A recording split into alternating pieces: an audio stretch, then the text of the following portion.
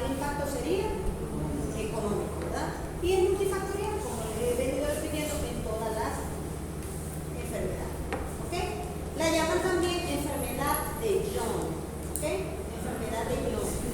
Y, porque me imagino que usted es el investigador que fue el primero que la entendió. Y hay una característica que no logré conseguir una lámina.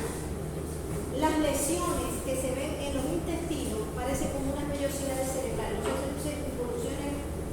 Ustedes miran anatomía de las circunvoluciones cerebrales. Okay. Algo así se puede ver a nivel intestinal. ¿Okay? Entonces, es una enteritis también crónica. Recuerden que el Mycobacterium es un proceso infeccioso de larga data. ¿Okay? Caracterizado sobre todo por esto: diarrea persistente y progresiva. Hay lesiones granulomatosas que coinciden con esa pérdida de peso, mayor incidencia en la ganadería lechera, ¿okay?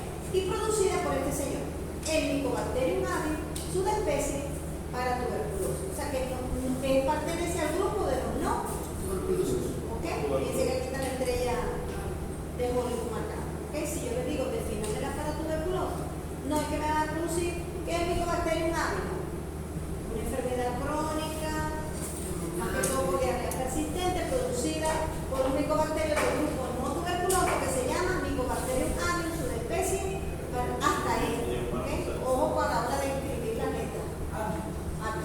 Aquí lo tenemos. Ya nosotros vimos las características del género: gram positivo, ácido alcohol resistente. Aquí no las puse. ¿Okay? Pero el agente biológico, Mycobacterium avium, subespecie para tuberculosis. Hay dos tipos: tipo 1 o cepa S y tipo 2 o cepa C. Este 1 afecta ovejas y otros pequeños animales. ¿Okay? Y es difícil, pasa algo de tiempo para su cultivo. Y el tipo C afecta también a bovinos, a grandes rumiantes, a pequeños rumiantes, a camélidos, etcétera, etcétera. ¿Okay? Este señorito se considera que es el más resistente del género, porque permanece mucho tiempo también en el ambiente. ¿Se recuerdan que el Mycobacterium bovis también podía durar mucho tiempo en las carcasas y mucho tiempo en las heces? Este es uno también de los más resistentes, incluso sobrevive a la pasteurización y resiste a las temperaturas altas. O sea que con este hay que tener mucho más cuidado, me imagino, ¿okay?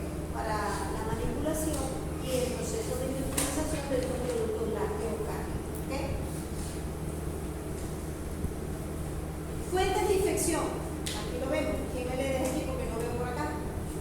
Fuentes de infección: portadores subclínicos, heces de animales infectados, diseminación intermitente por portadores asintomáticos, calostro y leche de animales infectados, y puede pasar al revés. Prácticamente el mismo proceso que sufre con la tuberculosis lo podemos tener con la paratuberculosis. La transmisión, básicamente por la vía oral, ingestión de alimentos, de aguas y de leches contaminadas. ¿Okay?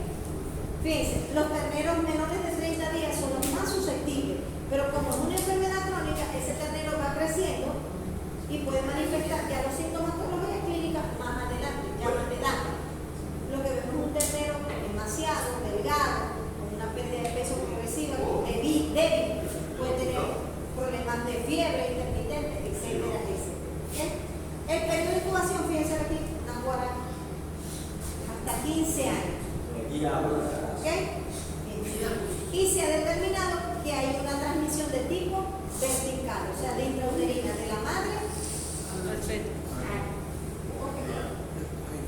Patogenia, fíjense, produce también, llega el Mycobacterium. Recuerden que él es resistente a la fagocitosis por los macrófagos, se instaura en los enterocitos, ¿okay? Hay una respuesta inmune celular, ¿okay?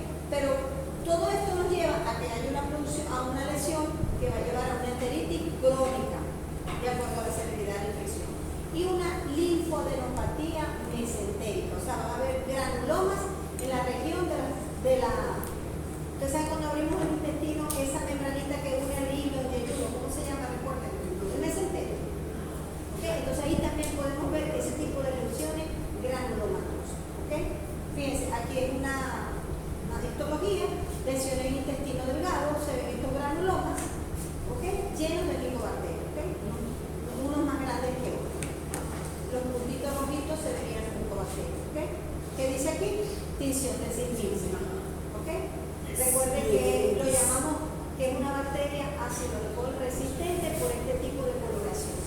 Y eso lo permite porque tiene una estructura de la pared de unos líquidos que le permiten a que sea resistente a esas decoloraciones, a la lisis, osmótica, a la acción de ácidos, etcétera. ¿Ok?